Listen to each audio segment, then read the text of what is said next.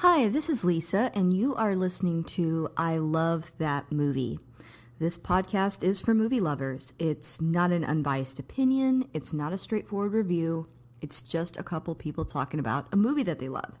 The format is each week I have a guest, and that guest and I discuss a movie that they love, something they're obsessed with, something they connect with. We'll talk about the plot, the director, and the actors, but we'll also talk about the personal connection my guest has with that movie. So if that sounds like something you want to listen to, keep listening.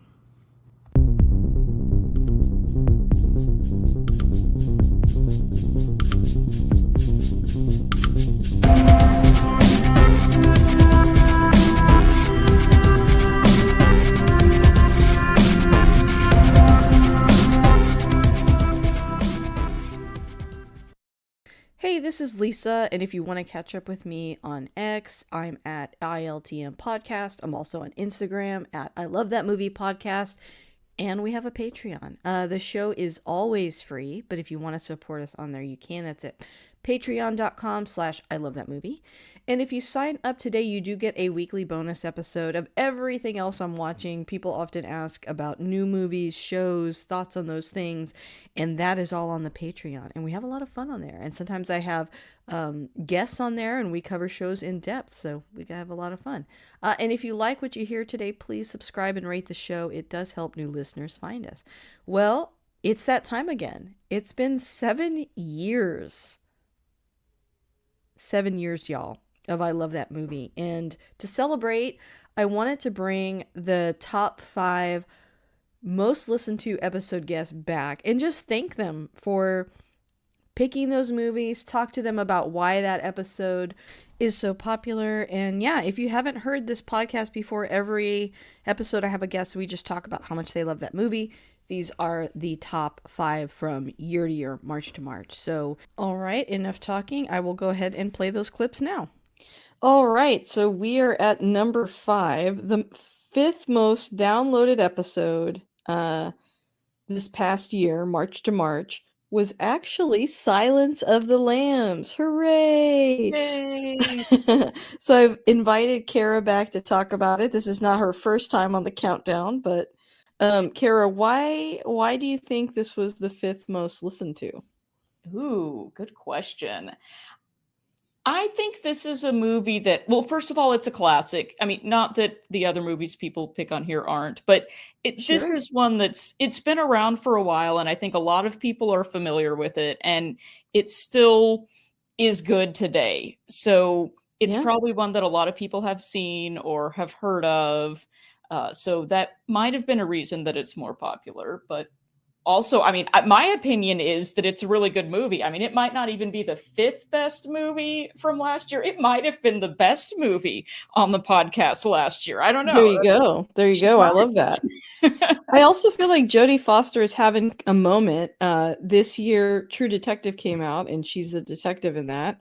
That's And right. it's getting a lot of buzz. It's won awards. I heard she's one and done, so she's not coming back next season. But from what I've seen so far, it's been she has a pretty phenomenal performance, and I've really liked it. Yes, and I still haven't seen that yet, but I'm so excited because I love Jodie Foster, and it sounds really cool. I'm definitely planning to binge watch that as soon as I set aside some time to do that. So I think you're right. People may be thinking about her, and then here's this podcast episode about one of her kind of iconic movies. Yes, and I also feel, you use the word iconic, and I agree. I think a lot of times when people listen to episodes, sometimes they even just search the name of a movie and then kind of listen to whatever podcasts are associated with it. And this is a very popular film. So that's probably part of it too. It could be. I mean, Yeah. also it's a good podcast too. So Yeah, that's right. We yeah. don't need to be humble here. No, there's no need for that. This is the episode celebrating the successful episodes. So no, don't be humble. Did you ever go back and listen to the episode? Yes, I did. And I enjoyed it. Good. Was there anything you forgot to mention that you wanted to, or? I feel like there was, and I even remember having that thought, and it has now escaped me again. It's okay. No problem. I do remember that I had said that I was going to read the book and report back on it. I'm pretty sure I said that about Oh, that. yeah, no, you did, I think. Yeah, and I have not finished reading the book, but I did get a little further into it Oh, than I good. was before, and I like it. It's a Is good it really book. different or? Not so far. Oh, Um, interesting. yeah, now it may diverge, further on in the plot, but it starts Yeah. out really, really similar. It's Agent Starling, or she's a cadet or trainee at the academy, and they call her into the office and are asking her if she'll go do this interview and talking about her credentials, and then she goes to interview him and all that. So it really started out just like the movie, really. So, Interesting. yeah. Since we spoke, I think it was after we recorded that, but we later covered the movie Contact, which I had never seen before. Oh Also Jodie yeah. Foster, and I absolutely loved that movie. I actually thought it was a controversial statement, but I think it's better than like movies like Arrival or what's there's Arrival and then Interstellar, like films that have kind of a similar concept. I think this was even better. I really liked Contact, and I haven't watched it in a long time. I need to go back and rewatch that. And that's based off of the book by oh wait, why am I blanking on his name now? Carl Sagan, right? Yes, yes, and it was really good, and, I mean, I think she was a really big part of that. It was very forward thinking and, Yes. it was really good. I feel like she's got a lot of these really iconic roles. I didn't mean to turn this into the Jodie Foster podcast, but, That's um, okay. she is the main character. Yeah, I I'm saw here that Anthony Hopkins also was gonna be in something. Oh, what show was it? Oh, Anthony Hopkins to star in Eyes in the Trees reimagining of H.G. Wells' The Island of Dr. Moreau. I think that's what it was. Oh, interesting. That was not the most successful book to film adaptation originally, The Island of Dr. Moreau. Well, not originally, Yeah. the recent one. Yeah, Okay, you that know one what? It was wasn't not good. recent. I'm old, but you know the one I mean. We know the one you mean. We all know the one you mean. If you know Everyone anything knows about that film, one. you know that one. Yeah, I think they're redoing it, I guess. I saw his name come up in the news recently, and Ooh. so that came up. But yeah. I just felt like we should talk about him too since he's in the movie. Yes, he is Yeah. also a big part of the movie and a big part of the reason that the movie is really good and probably iconic. So, yes, he does Yeah. get some credit. But I liked our episode. I was proud of our discussion about like gender and crime and relating it to our day-to-day, and I thought, we Yes. added to it. You gave me a lot to think about that I had not thought about when I watched the movie previously, so I appreciated that. Oh, that's awesome. Well, good. I'm glad. It was really fun for me too to kind of think about it, because a lot of times when I'm watching a movie, I'm not thinking about what commentary would I give on this if someone was asking me questions about it. I just watched the movie. 100%. 100%. It's always fun to look back on a classic film that you've seen many times that you love and just kinda dissect it together. I totally agree. Yes, I love that. And I'm one of those people that likes to talk the whole way through the movie, which I know irritates some people really, really badly, but I am for it. I will just watch a movie and monologue over it. Honestly, I've thought about doing commentary tracks. One of the podcasts I listen to, is, they do, commentary tracks, and I've thought about doing them, but I haven't done that yet. If I do, I'll let you know. Ooh, yeah, that would be fun. It really would be. Like, you just kind of have to, like, tell people when you're starting it, and then they queue it up, and, like, they can, like, listen along. It's kind of fun to do.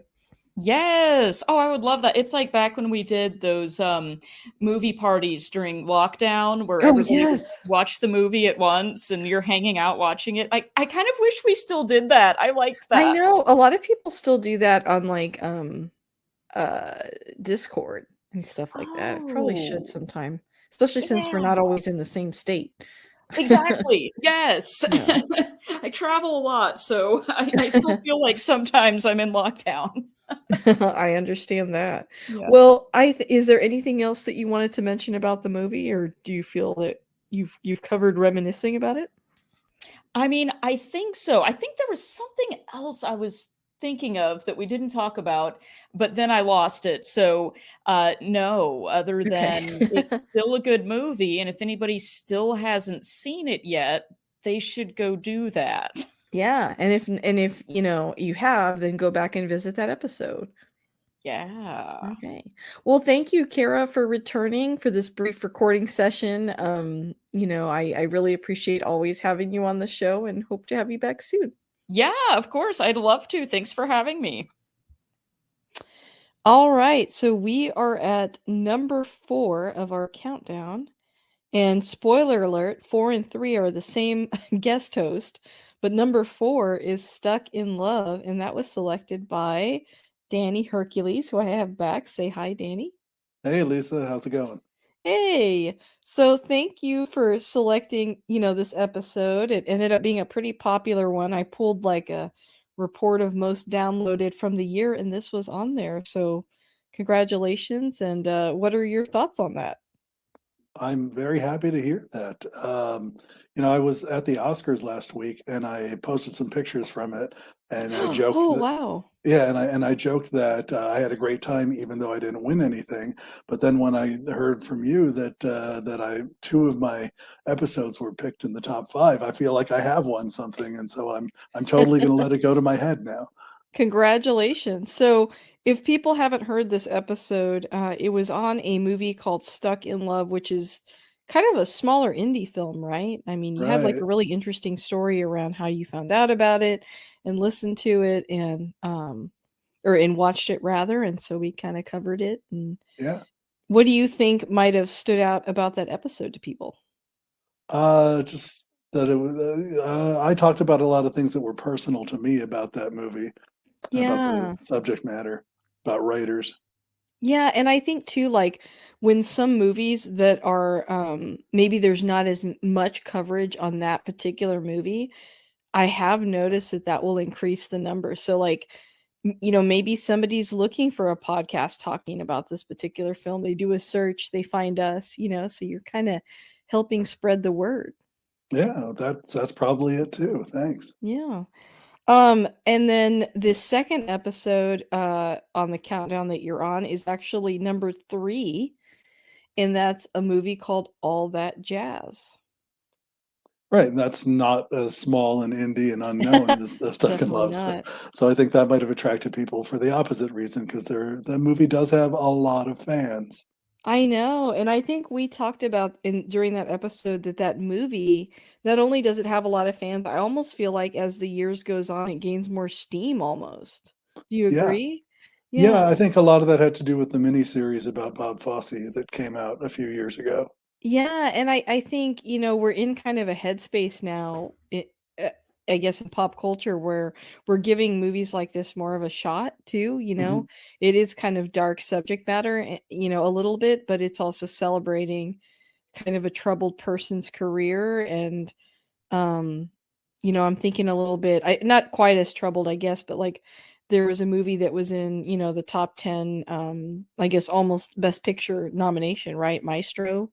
Yeah, So right. it continues, and I feel like every year there's almost an entry like that, right? Like a Hmm. while back, it was like Judy Garland's movie Right. or a movie about Judy Garland. I just feel like we're constantly drawn to these films about these, very famous people that, have interesting stories. But in this case, I feel like the movie itself is also just visually um, very interesting too. It's very Yeah. artistic. Yep. Yeah. Yeah. The backstage drama. It's kind of uh, a tradition. Very, very true. And I feel like, the Academy loves movies about Hollywood. So, Yeah. Yeah. I guess more about theater than Hollywood, but still kind of about fame, I guess you could say. Yeah, there was the one about the writing of Citizen Kane. What was that called? Mank, Oh, a couple Mank. of Yeah, years yeah, ago. Yeah, yeah. yeah. Yeah. Yeah, it's a popular topic. So Mhm. yeah. I feel like you've had a couple top 5 in the past, haven't you? I feel like we've done this No, before. not that I'm aware of. No? Okay. Oh my gosh, you're on the show so much. Well, Congratulations. I Glad know you're here.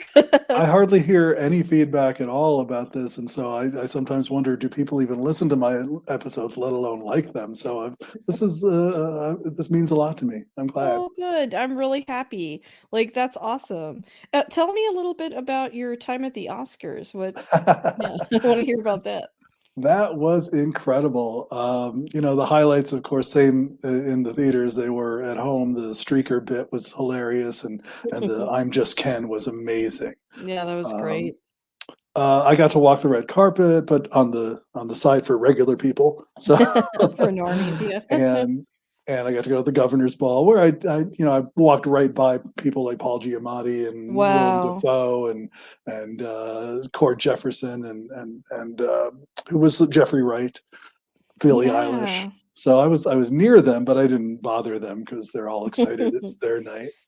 So And what yeah. I also got to go to the rehearsal the day before. That was even more cool, I think, Wow. because So how do you get opportunities like this? Is this around your writing or no, my sister has worked for the Oscars for about 12 years, I think. Oh, She wow. she produces the, nominee packages. The packages, whenever they show clips, Wow. pre-recorded, so the presenter will come out on the live show, and they'll do their little banter, and then they'll say, "And the nominees are," and then they'll cut to the pre-recorded package that my sister put together, which has the clips that she picked, of the nominees, plus the names that are recorded by the presenters. They're pre-recorded in advance by the presenters so that they don't mess up the pronunciation on the day of the Wow. show. So she grabs them right after they do their rehearsal, the part that I saw, and then she has them record the names. That is so cool. I had no Yeah. idea. So how long is that evening for you? Like, when does it start and when does it end? I'm just curious. Well, this is my first time going, and I know they moved it up an hour, so I don't know what it used to be like, but it did seem pretty early. They want us to be in our seats by 3:30. I think the show Oh, started at wow. 4. It started a little bit late because of the protesters.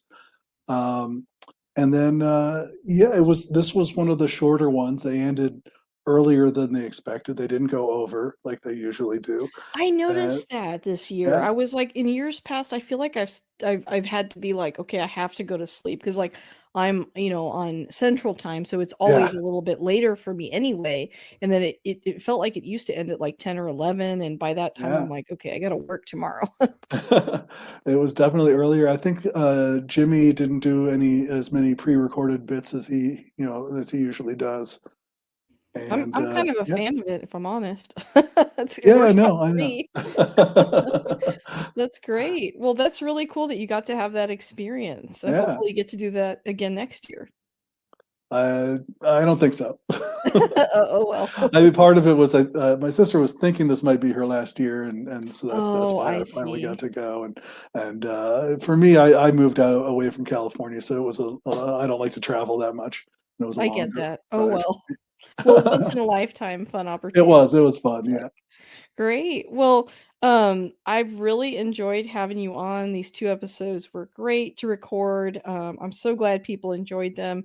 But now I wanna give you an opportunity. Is there anything that you kinda wanna plug for people to listen to or follow you on?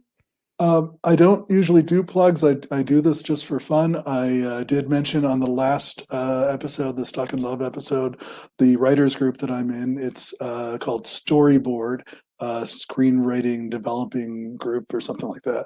Storyboarddg.com is the website, and we get together once a month on the second Monday of every month, and we read a script in advance of a movie that is about to come out or during award season.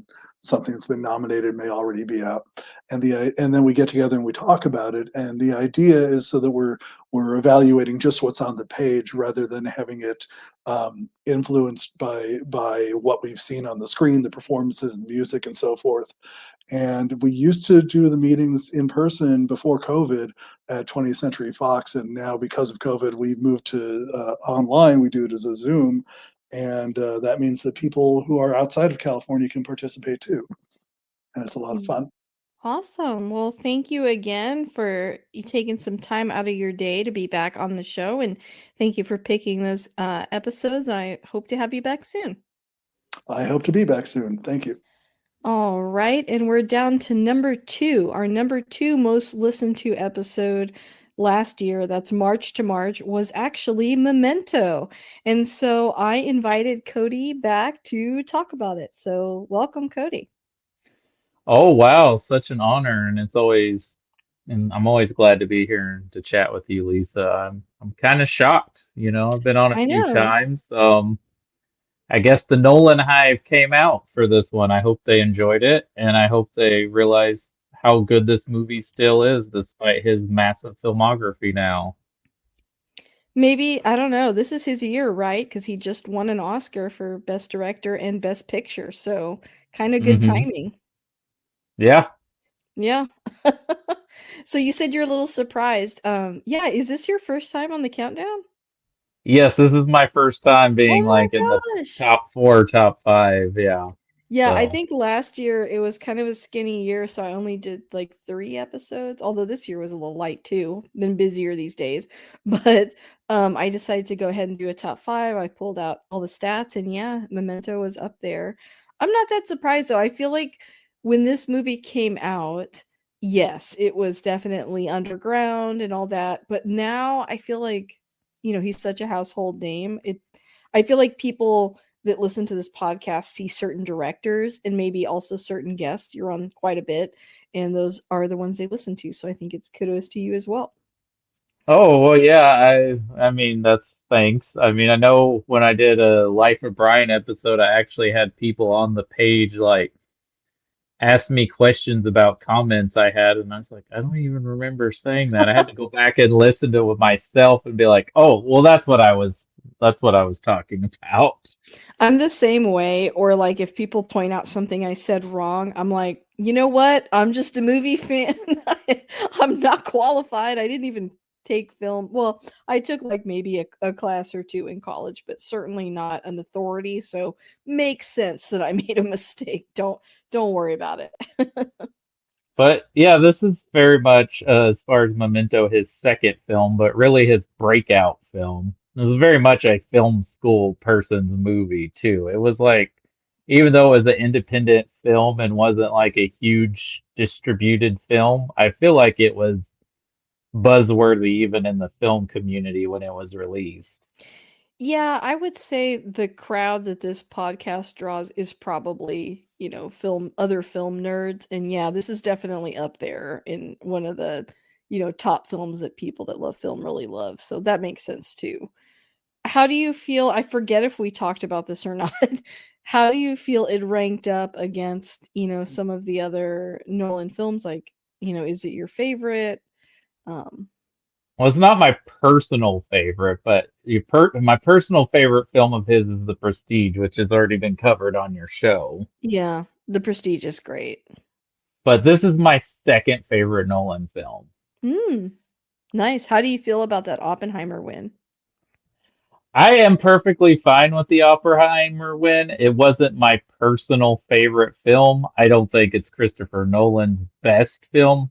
I think he'll make better movies. He has made better movies, but I would definitely say it's in his top five Yeah, for me. what I'm curious, what movie were you thinking of that you think deserved it maybe a little bit more? I don't know if any of the other movies deserved it more. Like I certainly understand why it won. It's a prestigious bio movie. It's very well made. It's very well acted. Yeah, Everything. There's nothing bad about Oppenheimer. It's just personal preference. And yeah. so my personal favorite film of the 10 films, I have yet to see Zone of Interest, so I can't say how I feel about that film. But You and a lot of people, I think. That's probably I one loved not a whole Poor lot of Things people was saw. my favorite film. Oh, interesting. I really love that movie. And also Barbie was just a lot of fun. So of the whole Barbenheimer, you know, huge success thing. Mhm. I would I've agree definitely with that. watched Barbie more than Oppenheimer, but also because Oppenheimer's 3 hours long and not a Yes. fun hang, I you just know. finished, Killers of the Flower Moon yesterday, and I watched it in sessions. I know that would really upset Scorsese, I'm sure, but I Well, had a lot to get it's to. it's an incredible movie and a very important story, and I love how they changed the structure of how the book was written. Hmm. But with this and Oppenheimer and a lot of other big movies of last year, can we bring back the intermission? Can we bring it back? Seriously? Can we have a potty break between I mo know. So true. where Yeah. I'm See, not Memento was like running a out of the great. theater after like I've been holding it for 30 or 45 minutes? Yeah. How long was Memento? That was like, it was either It's two not even hours two or an hour and a hours. So half, we know right? Christopher Nolan can make a movie under 2 hours. Yeah. I mean, exactly. I would like to see him do something more like this again. I think we talked about that during the episode too. And I think that's why Prestige is my favorite film of his because I think it's playing with the same elements as this on a bigger scale. I agree But with that. it's all about the mystery box and the non-linear structure and Yep. who is really the protagonist. And I love in the Prestige that it kind of goes back and forth who you're siding with in the Yes. story. Yeah, I would agree with that. I liked I saw a movie last year. It was The Killer. I think that was Fincher, right? And Hmm. that reminded me a lot of Memento.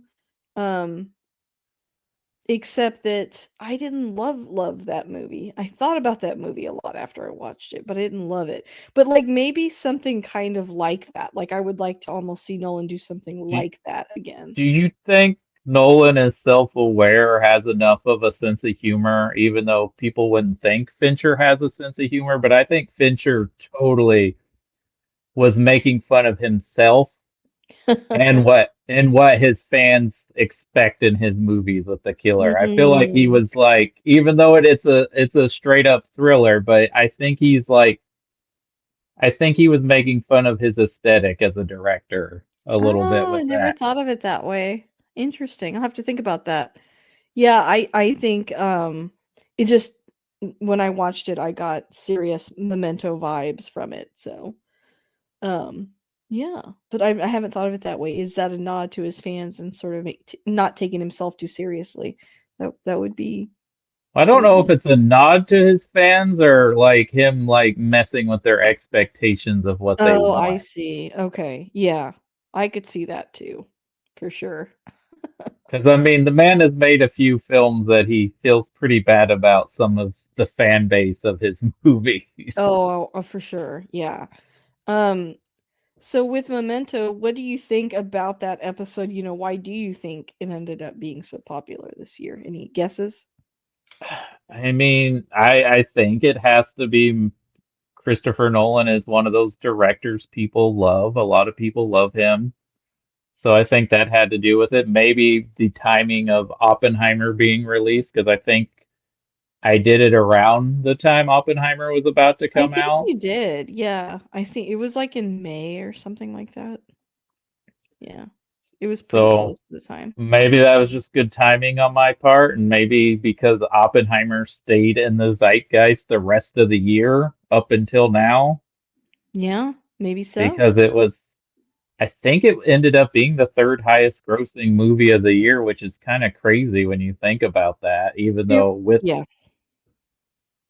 even with Nolan's pedigree. I mean, it's a 3 hour R-rated bio movie about people in suits talking.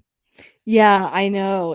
But it was really good. I thought it was one of the movies I really enjoyed watching in Dolby because I think the effects were great, but the sound I thought was really Oh, for really sure. Especially, that's been a complaint in some of Nolan's recent films is you can't hear half yeah, the things going on in the film. very true, very true. But yeah, I think it was deserved and for me out of I felt a little bit differently than you did in that out of what was chosen, I felt like it was the best. So I was like, yeah, I get it. And this year we Yeah, had some good ones, but not as strong of a lineup, in my opinion, as years past. So, well, interesting because I thought this was one of the better years for Best Picture mm, because I didn't love all the movies, but of all the movies, I'm like, well, I can see why these were nominated. Like, Yeah, There wasn't one I'm like, what were they thinking nominating that movie? that's true. That's true. Very true.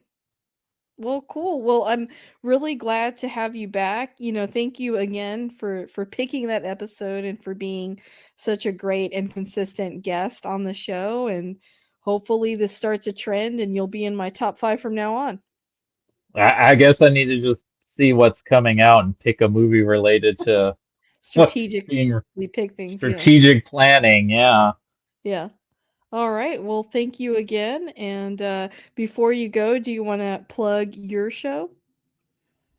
Sure. We have a show called Video Store Rejects, which is a YouTube channel. We do, retro reviews of films that are out. They can span anything from decades ago to recent films, but usually we pick things that are readily already available to watch. We don't usually talk about films in the theater. And then I also have a show called The Director's Chair, and right now we're doing the works of David Lynch. Right now we're almost done with season 2 of Twin Peaks. We're covering 3 episodes tonight, and then I think we got like 4 episodes left. Very nice. Awesome. Well, yeah, please give those a listen. And thank you again, Cody. I'll have you back soon.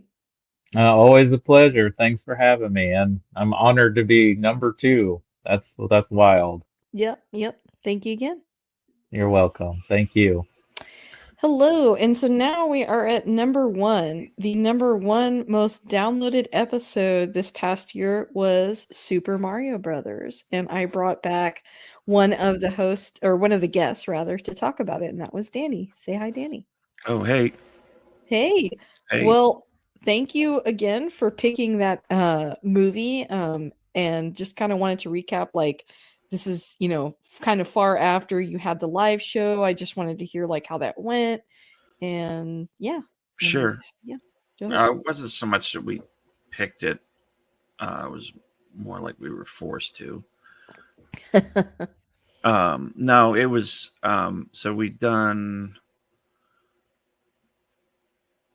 or just to recap, the Mocky Horror Picture Show is a show we do at the Texas Theater, which, in case your listeners don't remember, because it's been a while. Yeah, true. Good where point. we riff on a movie in the theater and give the audience lines and things, and so they can do it with us. And we just premiered. We finished. What was it? We did. We'd done Mac. We just done Mac and Me, which was Mac and Me is great. Yeah, first time we did Mac and Me. Yeah. Which was the second show at the Texas Theater. Like we just started, and it was like the first time we've done real theaters before that, or not that the other theaters weren't, but real movie theaters is what I meant to say. Mm-hmm. And we just brought Albie on board, Albie Robles, who had been coming to our shows, and we needed a writer and performer, and he's a big Mystery Science fan. And thankfully he's stuck with us ever since. And he actually suggested Super Mario Brothers, and I was like, "Oh, there's no way we're going to get that movie," because I wasn't sure at the time. But I was pretty sure Disney owned some part of it. Because it's Hollywood Pictures. I was like 99% sure Disney bought them, but I figured, ask anyway. Worst they can say is no. Sure. And I, emailed Barack and was like, "Hey, we want to do Super Mario Brothers. Can we get it?" Sure. And I don't know exactly like all the ins and outs of movie licensing, but apparently it was like we timed it so that we would do the show close to the release of the new Super Mario Brothers movie with Chris Pratt and Jack Black and everybody. Yeah. And apparently now it's impossible to get that movie. Really? Yeah. Oh man, that like revitalized it. Well, y'all got it at just the right time. How did your live show go? How did that go? So up until that point, it was the most people we'd ever had at a show. Wow. We had over 100 people, which in the upstairs theater, I think it seats about 150, 175. That is maximum. awesome. Yeah. It turns out they were like big fans of this movie, and we lucked out. Yay. years ago I'd interviewed Blake Dumancel from Houston. He actively seeks out props and owns props and costumes from the movie. And I'd first met him because he gave some of his props to the National Video Game Museum in Frisco. And so I emailed him and I was like, hey, I don't know if you're going to be in town this weekend, but if you are, we'd love to have you come to the show and bring some of the stuff. And luck would have it, he was in town that weekend. Wow, for the that's really Pinball Festival. nice. So we had he brought like one of the Shy Guy masks. He brought one of the Wow. boots, one of the jump Amazing. boots. Yeah, it turns out they were like huge fans for this movie, which kind of scared me at first because we make it pretty hard on it. Yeah. But they laughed at all the right stuff. They laughed at the mean jokes. They laughed at the silly ones. They laughed at the smart. They thoroughly enjoyed it. That's great to hear. Another lucky thing. 3 weeks before, I interviewed Mojo Nixon. His document. Are you familiar with him? No. Mojo Nixon's like started the like cowpunk movement. It's kind of like he sings country songs, but it's in a very punk style. It's more like rockabilly, I would think. Okay. And I've loved him since I discovered him in Austin because he would do a show every year around South by Southwest. And he had a documentary come out. And so, I did an interview with him, and then he's in the movie. He plays Toad. Oh, okay. Wow. He's the blues guy that gets de-evolved first. Nice. And so I'm interviewing him, and I got him on Zoom, and I'm like, hey, can you do a little intro for the, audience? We'll surprise them with it. Right before we played the movie, we played the intro, and he gave this really funny intro. And if you know him, he's like kind of a hard drinking singer. Yeah. But that was really cool. And he actually passed away not too long ago. So I felt really like lucky. a month ago. Yeah. Oh my gosh. So I felt really lucky. One, that I got to meet him, and two, we got to do that because that really like jump started the show. Because I was like, can we actually get somebody from this movie to do something? And then that's amazing. And then Mojo, it was like so many things came together and just made the show that much better. Oh my gosh. It really helped launch the show, I think. To like, oh, okay, we can do these kinds of movies now. Yeah, that's incredible.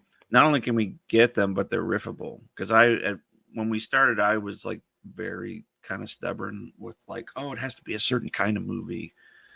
It has to be like a Mac and Me type movie. Mm-hmm. Like it can't be a big budget movie. And I was like, who cares? It's like I mean, yes, there's some movies that I still think are not riffable. Yeah. Because they're just that good, or they're just impossible to get. But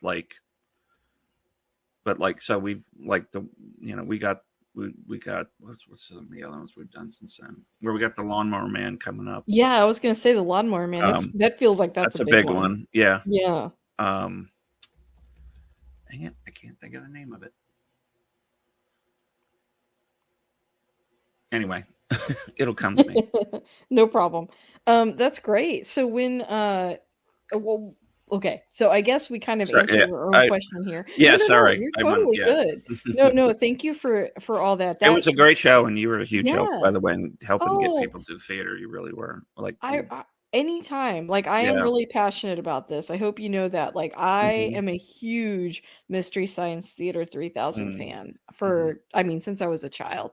And I just think what y'all are doing is great. Like the way you've combined, comedy and writing and movies. Like I'm actually a pretty big comedy nerd too. I don't know if I've talked about that a lot. So it's just kind of all the things I like. So really appreciate that. Thank you for kind of setting the tone there and telling us a little bit of behind the scenes stuff.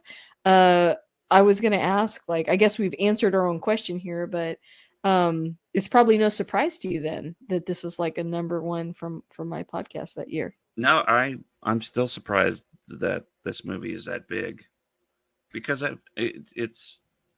I mean, nothing surprises me anymore when it comes to like fandom. There's I've been around long enough to know that there's a fan for like every book and movie and show or whatever. You know, like even the worst thing, there's a diehard fan who will like find something to like about it. Oh, absolutely. That's true. Which I think for this one, it's mostly because like Super Mario is like, you know, so ingrained in so many people's childhood. For sure. And I that think they, like, you know, watch this movie out of just hope that it would get better.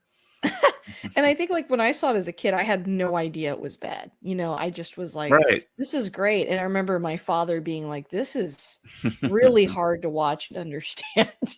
And I think, you know, there's probably a lot of fans my age, your age, that just have rose-colored lenses over it, and so they Right. love it and they don't care. And now like the artifacts from the movie like are just so, you know, interesting, and that includes discussions around it. And I Right. think y'all treated it respectfully. Like I know you say you were hard on it, but at least on the interview, it's like we did kind of pick on certain things, but at the same time I feel like it still Right. came from a good place, a place that, you know, you could tell y'all are, you know, hope you don't mind me saying this, but like me, a nerd.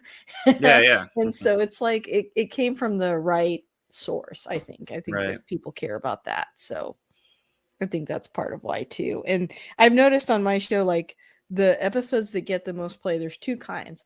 It's, you know, some movies that are very popular. And I would consider this, like you said, surprising, but still very Right. popular.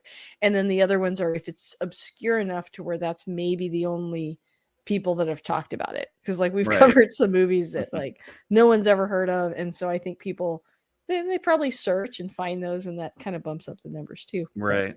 yeah, this is definitely in the popular category for sure. Well, thank you for picking this movie, and thank you for kind of telling us a little bit about it. But before you go, you know, you mentioned you have a show coming up. Is there anything you want to plug? Yeah. On your April 11th at the Texas Theater, we're debuting a new riff of or new public mockery is what we call them, so we don't confuse people.